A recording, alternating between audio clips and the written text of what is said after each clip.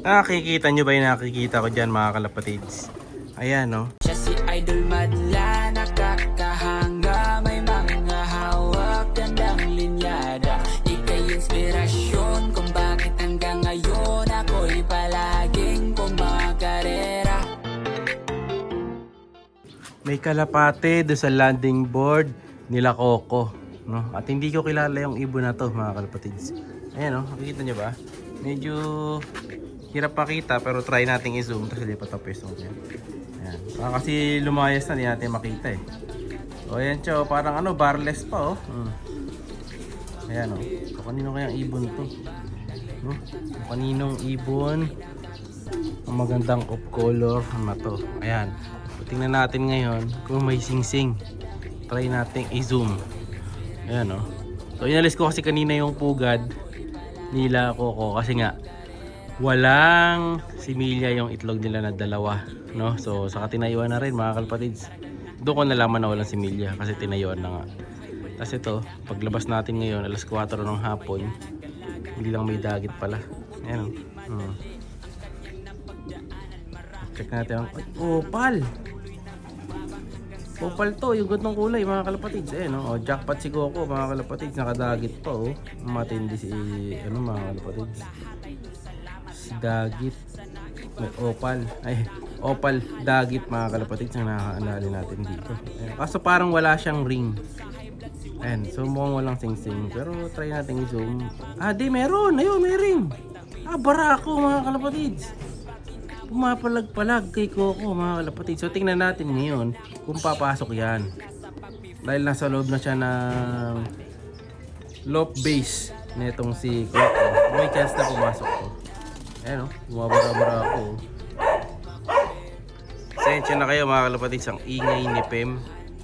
Ayan siya o, ayan o. Bumapalag kay Coco mga kalapatids.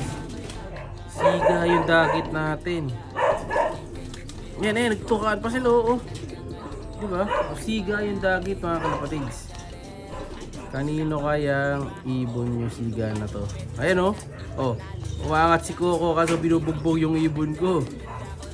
Ayan ayun, sige. Malamang pumasok to mga kalapatids. Pagka ganyang nakikipag-away kay Coco yan. Tingnan natin. Tayo dito. Ayan. Huli kaya natin to mga kalapatids. Kaya patahimikin muna natin si Pem ha. Medyo maingay eh. Ayan, dyan muna si Pem mga kalapatids. Kasi ang ingay-ingay niya, hindi natin magpakita yung pinapakita ko sa inyo. Ayan, dito muna tayo sa kanya. Ayun o. Kanino kaya to mga kalapatids? Bye! Nakita mo na? Ano? Opal? Opal na opal pa mga kalapatids eh. Kala ko kanina barless. Yung pala opal. Ayan o. Siga pa eh. Naipagbugbugam pa sa kalapate natin. So tingnan natin ngayon kung papasok. No? Or try kong, hindi pala matatakma dito mga kalapatids. Mahirap takmain sa pwesto na to. Kasi pag yan dinakma ko dyan, tsak lilipad. Medyo, ano yung trapdoor natin eh, mahaba eh. So ang abot lang na kamay ko dyan, kalahati. So hindi niya makocover yung half. So if ever gagawin natin ng takma yan, mawawala lang mga kalapatids. Kaya ngayon, isa tayo ng diskarte. Hindi nakalagay yung trapdoor ko eh. No? So, paano kaya natin mahuhuli yan mga kalapatids? Ang dagit na siga. At isa pang check natin ngayon mga kalapatids, kung ano yung ring. Ano kaya ring? Ayun, ang nakikita ko lang na number ng ring is 193. Yung kabilang digit na ring hindi natin makita. Hindi ko makita kung anong klase na ring yung nakalagay. Kung PHA, kung PRC, kung TGRC, o kung anong club pa man ang nilagay ng kanyang may-ari. No? Medyo siga pa naman si Coco. Kaya tingin ko hindi basa-basa alis to. No? Baka naman young bird, pero parang breeder eh. Ayan o. Parang letter B yung una. Tingnan natin, pero medyo lugon na mga kalapatids eh. So, wala tayong ganyang kulay na ibon. Kasi yung opal na ibon ko dito mga kalapatids, sa pagka-opal nila, is hindi yung halos barless. Mga checkered yung opal natin dito mga kalapatids. Kulay sawa yung mga opal ko. Ayan, mamaya papakita natin. No? Iba yung opal natin. Alam natin pag dito ibon. Ito, so hindi natin ibon to. Tingnan natin kung kanino. Try natin ulihin pero papawalan din naman natin mga kalapatids. No? So yun nga pala yung si Dagit wala nagki-claim hanggang ngayon ay nandun sa baba. No, may mga nag-chat sa akin before. Kaso sabi ko nga hingi ako ng record. So wala naman sila mapakita na picture or record na kanila nga yung ibon mga kalapatids. So hindi natin mabigay. 3 pa sila.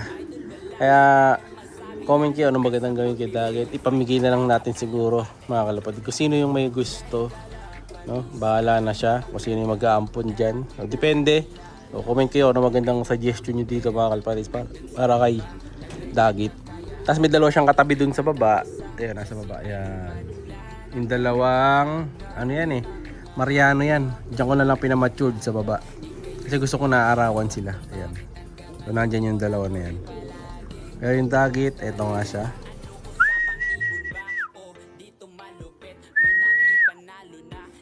So, subukan lang siguro mga kalapatids. Lapitan natin. Kung uubra, try natin. Ayan natin mga kalapatids, no? So, ayun yung Dagit mga siga oh. Bumabara-bara ako pa yung Dagit mga kalapatids. Kaya, kanino kaya ito? Maaaring malapit lang dito yan. So, try natin i-zoom muna yung hindi. Lugot ba? Baka sa gawin na to makita natin yung ring.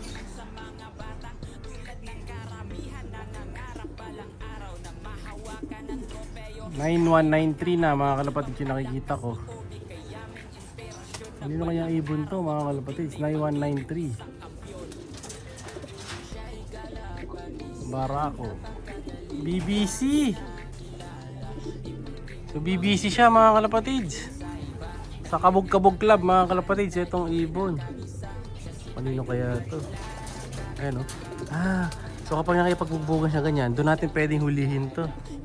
No? So, try natin. Jam! Ginagawa ka? Tanga dito saglit. Pag umakit si Coco na ganon, saka natin tatakmain mga kalapatids. So papatulong ko saglit kay Madlato. Siya magbibideo. No?